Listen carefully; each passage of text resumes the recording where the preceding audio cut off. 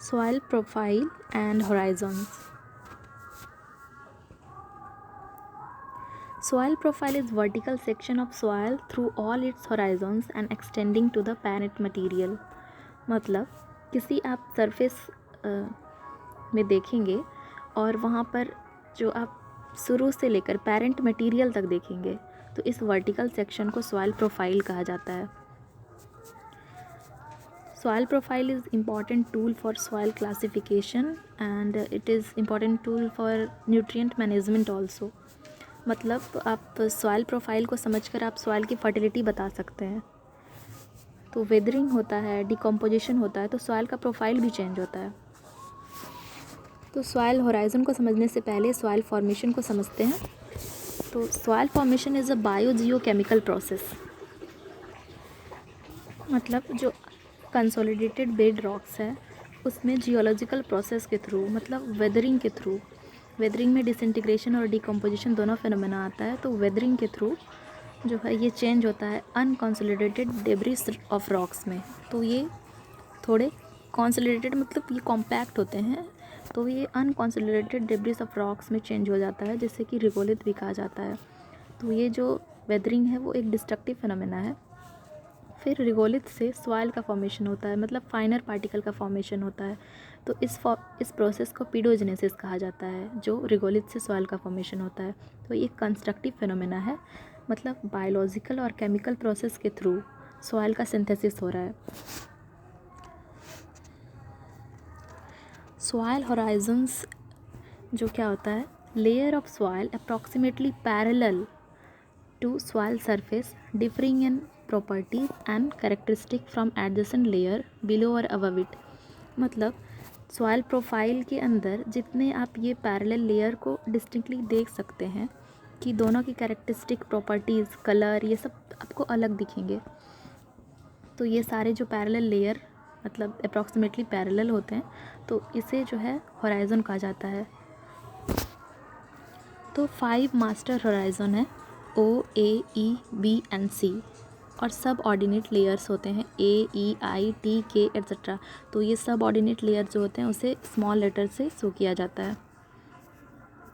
तो सबसे पहले हम सबसे नीचे वाले लेयर को देखेंगे, आर होराइजन. तो आर होराइजन मास्टर होराइजन में नहीं आता है, तो इसे बेडरॉक भी कहा जाता है, और ये सी होराइजन के नीचे होता है, और ये अनवेदर्ड पेरेंट मटेरियल है.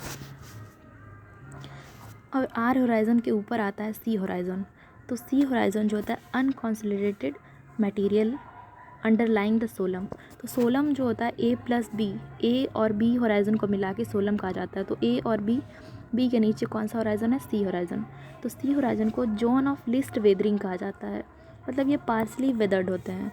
लिस्ट वेदरिंग इसलिए कहा जाता है क्योंकि यहाँ पे अब जब आप इस पोर्शन को देखेंगे तो आपको लगेगा कि यहाँ पे वेदरिंग फेनोमेना नहीं हुआ है, मतलब बहुत कम होता है. इसलिए यहाँ पे ह्यूमस का भी एक्यूमुलेशन नहीं होता है, क्योंकि ऑर्गेनिक मैटर ऊपर में होते हैं, यहाँ पे तो होगा नहीं. और यहाँ पे एक्यूमुलेशन होता है कैल्शियम कार्बोनेट और मैग्नीशियम कार्बोनेट का, और जो इसकी बल्क डेंसिटी होती है वो हाई होती है. अब सी होराइजन के ऊपर आता है बी होराइजन. तो बी होराइजन को सब सॉइल कहा जाता है जहाँ पे फ्लोइंग या फिर कल्टीवेशन एक्टिविटी नहीं होती है. बी होराइजन को इल्यूविएटेड जोन कहा जाता है या इल्यूवियल होराइजन कहा जाता है. बी होराइजन को जोन ऑफ वॉशिंग इन और जोन ऑफ एक्यूमुलेशन भी कहा जाता है. तो इसलिए कहा जाता है क्योंकि यहाँ पे clay, iron, calcium carbonate, calcium sulphate और अदर सॉल्ट का एक्यूमुलेशन होता है. तो एक्यूमुलेशन कैसे होता है, जब इवापोरेशन होता है वाटर का, तो जो ये सब पार्टिकल होते हैं क्ले, आयरन, कैल्शियम कार्बोनेट, ये सब का जो है यहाँ पे एक्यूमुलेशन हो जाता है बी में. तो इसलिए इसे जोन ऑफ वॉशिंग इन और जोन ऑफ एक्यूमुलेशन कहा जाता है. तो यहाँ पे एक वर्ड और आया है कि इल्यूविएटेड जोन कहा जाता है. तो यहाँ पे इल्यूविएशन होता है. तो इल्यूविएशन का मतलब क्या है, process of deposition of soil material, जैसे कोलाइड्स है, सॉल्युबल सॉल्ट है, मिनरल पार्टिकल है, तो इसका डिपोजिशन होता है. तो इस प्रोसेस को क्या कहा जाता है, इल्यूविएशन कहा जाता है. तो ये इसका डिपोजिशन या तो ऊपर से होगा या फिर नीचे से भी इवापोरेशन से होता है. तो अब है सी के ऊपर जो है बी होराइज़न है और बी होराइज़न के ऊपर एक और लेयर आता है जिसे ई होराइज़न कहा जाता है, ठीक है। ई होराइज़न को इल्यूवियल होराइज़न या फिर इसे जोन ऑफ इल्यूविएशन कहा जाता है या फिर जोन ऑफ लीचिंग आउट कहा जाता है। तो इल्यूविएशन का मतलब क्या होता है? Process of removal of constituents in suspension और solution by percolation of water from upper to lower layer. मतलब रिमूवल हो रहा है कॉन्स्टिट्यूएंट्स का जो सस्पेंशन और सॉल्यूशन में है, तो वाटर का जब परकुलेशन हो रहा है तो वो जो पार्टिकल है, कॉन्स्टिट्यूएंट्स हैं, उनका भी रिमूवल हो रहा है उस जोन से, इसलिए उस जोन को जोन ऑफ लीचिंग आउट कहा गया है या फिर जोन ऑफ इल्यूविएशन कहा गया है। तो आप ही सोचिए कि यहाँ से जब silicate clay, organic matter, hydrous oxide, iron, aluminium etcetera का जब रिमूवल होगा तो यहाँ से जब ई होराइज़न से इन सब चीज़ का रिमूवल होगा, वहाँ से वो हटेगा, तो इस होराइज़न का कलर क्या होगा? लाइटर, क्योंकि ऑर्गेनिक मैटर और क्ले पार्टिकल ये सब क्या है, वो नीचे जा रहे हैं, ठीक है, बी होराइज़न में एक्यूमुलेट हो रहे हैं ये सब, इसलिए ई होराइज़न का जो कलर होता है लाइटर होता है।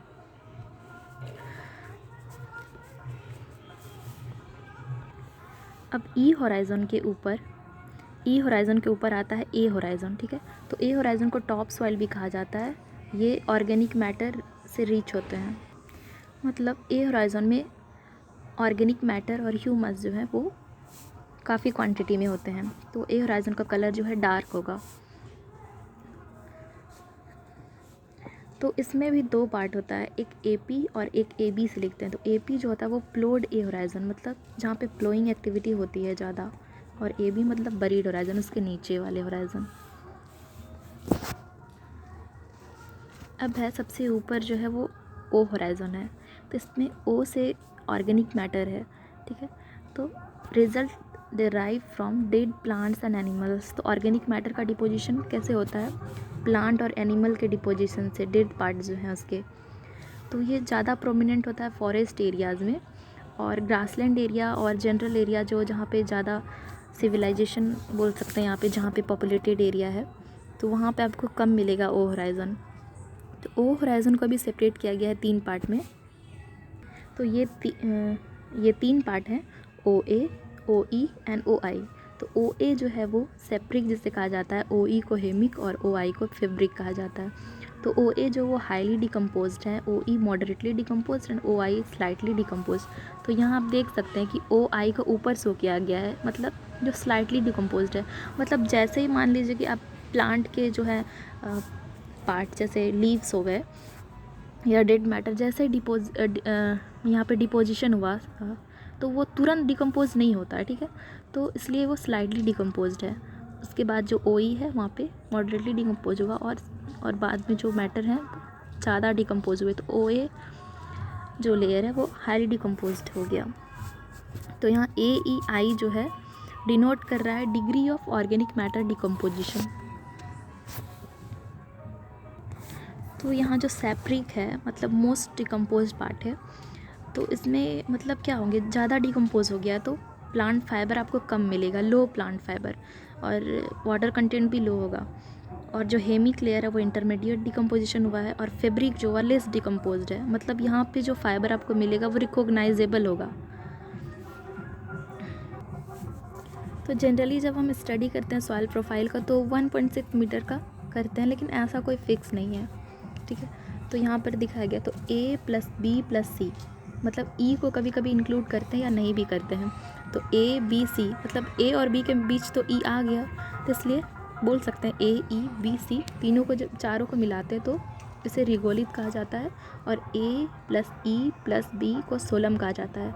कभी कभी आप देखेंगे A + B लिखा रहता है, क्योंकि जो हो गया तो A और B के बीच में ही आता है E, तो इसलिए A + E + B या फिर A + B को सोलम कहा जाता है।